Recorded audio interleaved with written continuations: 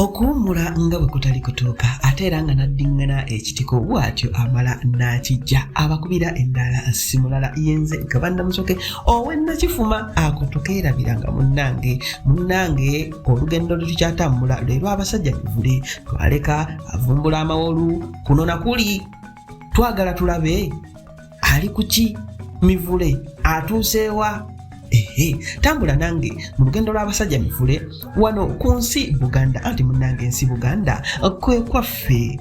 Mivule okulya mu kyalo gwali gumufuukidde ddala muze mukulu kubanga kyaziranga kulaba we bajjula oba enkoko weezaabanga zeekumiridde ku mulyango ng'akyama. Omulenzi yalinanga nnyo eggwiiso ng'atera nnyo okugwikiriza ennyama oba enkoko oba ebyennyanja gye yabanga agenza okulya olunaku olumu.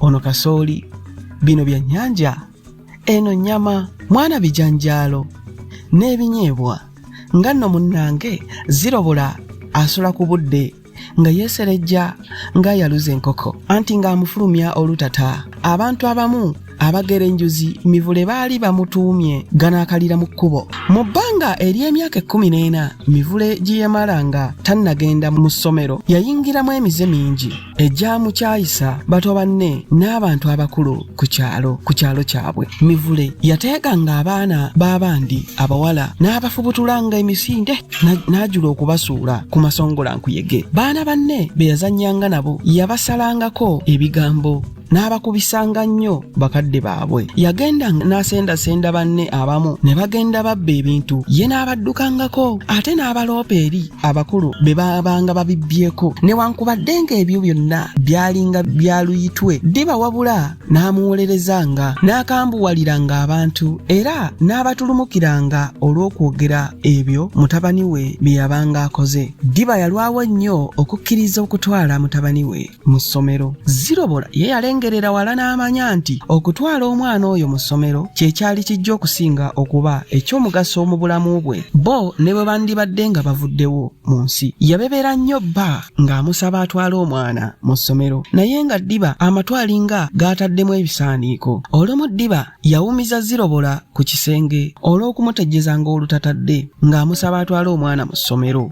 Ddiba yayogera ebigambo kafukunya nga mukazi wattu asirise becce. Ddiba yategeeza mukazi we nti nze ndi musajja mugagga naye nayiga kusoma na kuwandiika saagenda wala. Kyokka ne Zirobola yali mukazi mbagulanyi nga tanyigirwa mu nnoga. Yaddamu bba n'obuvumu nti ssebo nze n'ennukuteemu bweti sigimanyi naye ajjukira nti kitagenda azaala bagenzi gwe woosoboledde okufuna ebintu ebingi nga tewayigirizibwa nnyo. Olowooza Mivule teyandifunye ebisinga kaawo ng'abadde ayigirizibwa obulungi n'afuna n'omulimu? Yaabaffe omanyi otya obanga ggwe amakubo g'oyiseemu okufuna ensimbi omwana taligasobola? Emirembe egijja bazee wange nga gijja kuba gyakaweereege ng'eddya ly'obukulu. Ddiba eyali atuutuyidde bwe yawulira ebyo n'akkakkana bye yali ayogera n'abivaako. Lwali lumu nga Ddiba atudde awo mu ddiiro lye atunga omuleera ku kkanzu ye bwe yabbulula atya amaaso ng'alengera omulenzi w'essomero ajja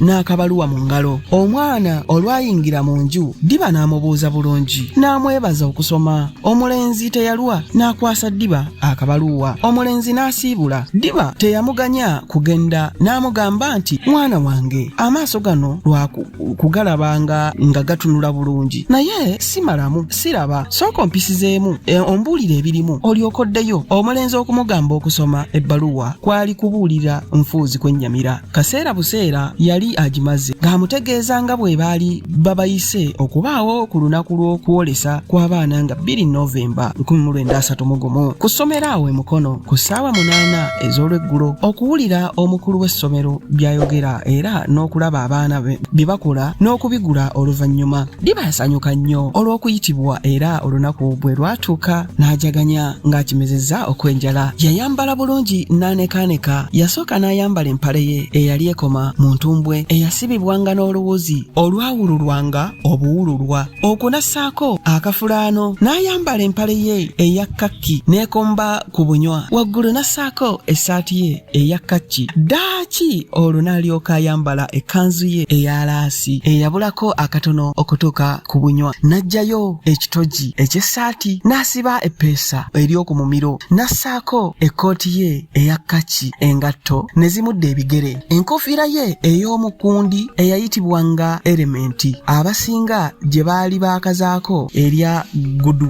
nedda ku mutwe n'akwata omuggo gwe n'ayita zirobola ne beenyiga nga bagenda ku ssomero Ddiba ne munne nga batuuse ku ssomero baatuuzibwa ku mwanjo ddala bwe batyo ne basobola okuwulira bulungi ebigambo byonna omukulu w'essomero bye yayogera era n'okulaba abaana bye baakola Ddiba yeetegereza nnyo ebigambo omukulu w'essomero bye yayogera naye ekyasinga okumusanyusa gy'emizannyo abaana gye baakola n'ebikwate bye baddamu ebbanga erisinga yasekeranga waggulu eddoboozi lye ne liyitamu nga banne buli lwe baabanga basanyuse bonna era ye yagattangako n'okukuba mu ngalo nga bw'asituka ne mu katebe kwe yali atudde waaliwo akawala akato akaakulembera oluyimba omwali ebigambo ebigamba nti neebaza abazadde abandeeta mu ssomero n'abasomesa bange abanzibula amaaso njogera oluzungu nsoma n'ebiwandiiko manyi n'okuyimba nzanya n'emizannyo nsaasira abatudde eka abasobwa ebirungi bino akawala kaayimbanga kawuuba emikono nga bwe keetala kadde eno kadde eri ne kabula okussa abantu enseko ebintu Ddiba bye yalaba ne bye yawulira byamubuguumiriza nnyo era okugenda okuva we yali atudde ng'amaliridde okutwala mivule mu ssomero eryo naye akola ebyamagero bye yalaba abaana abalala abakola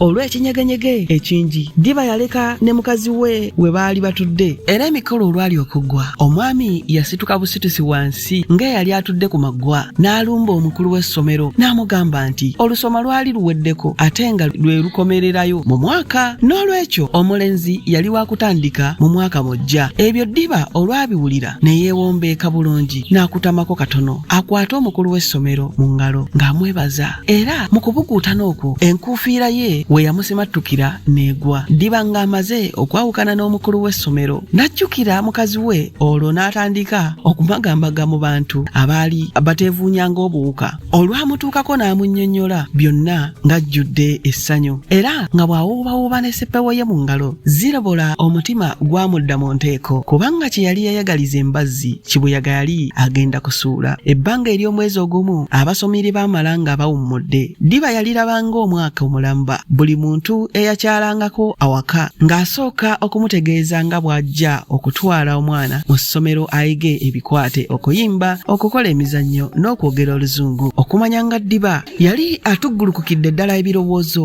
ebiseera ebimu yagendanga ne mu mikwano gye n'abategeeza nga bwe yali ajja okutwala mutabani we mu ssomero era n'abeebuuzaako nnyo ebintu bye yali asaana okugulira omwana okugenda nabyo mu ssomero kyokka bo ne bamutegeeza nti omukulu w'essomero yali ajja kubimutegeeza byonna ye nno waayita mmeka gw'omwezi ogutali mwaka ebiseera eby'okutandika ne bituuka entanda mivule gye yatwala katono ebeeremako nale naye ekyagigaana kwe kubanga yo yaliko luwombo ku lunaku olw'okutandika lwennyini Ddiba yakeera nnyo n'aggyayo akagaali ke n'alagira mivule okwerongoosa n'okwetegekera olugendo byonna olwaggwa mivule n'ategeeza kitaawe nti mwetegefu Ddiba okumugamba ekyo kwalinga kusindika asitamye amangu ago ng'akuba ku mipiira gy'eggaali ye gyombi olunwe okukakasa nti omukka ogwalimu gwali gumala teyalwa ng'agamba omulenzi atuule ku kaliya omulenzi olwagamba nti nteredde Ddiba n'asimbula kagaali ne bejjawo